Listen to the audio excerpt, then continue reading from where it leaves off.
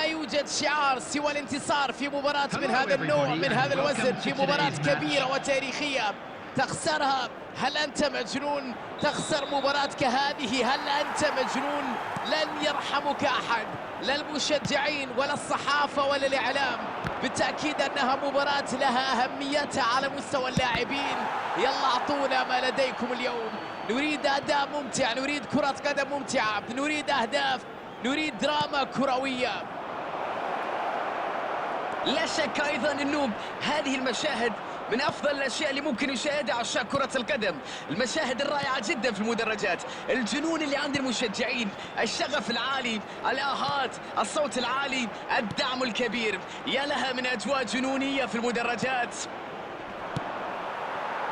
إذا فاتتك البداية فلا تقلق، لأن المباراة في لحظاتها الأولى.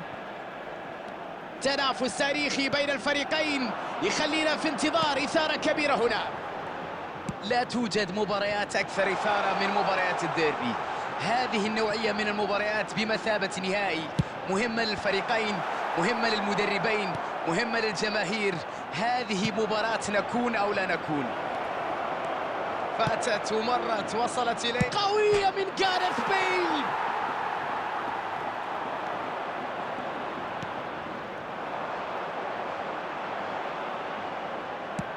هل تمر الكرة؟ محاولة أخرى لا تمر، البينية لم تكن مميزة لتمر من الدفاع. كرة طولية في المساحة الخالية. روماريو، هدف لبرشلونة. سدد كرة جميلة، يملك مهارات كبيرة بالكرة. مثل هذه الأمور تحب أن تشاهدها في عالم كرة القدم. هذه اللي حببنا في الكرة بصراحة، مثل هذا الفن وهذه المهارات.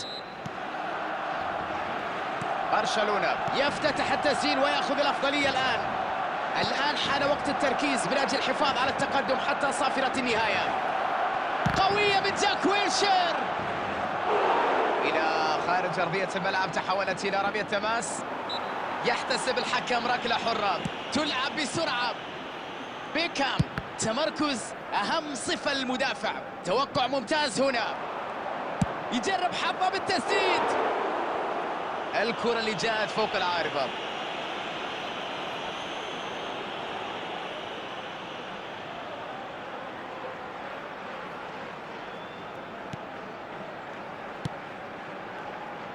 سجل هدف وحيد في هذه المباراة، وحتى الآن ما زال هو العلامة الفارقة في النتيجة. هدف مقابل لا شيء الآن.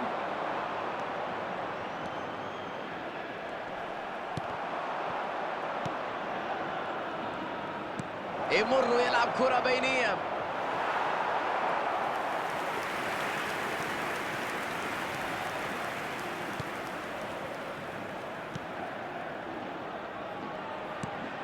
إيفان مارتين. النتيجة الحالية أظن المدرب راح يحاول خروج بالشوط الأول لبر الأمان والحفاظ على أفضلية الهدف. جاريث بيل يبعدها عن مناطق الخطورة. حصلوا على رمية جانبية.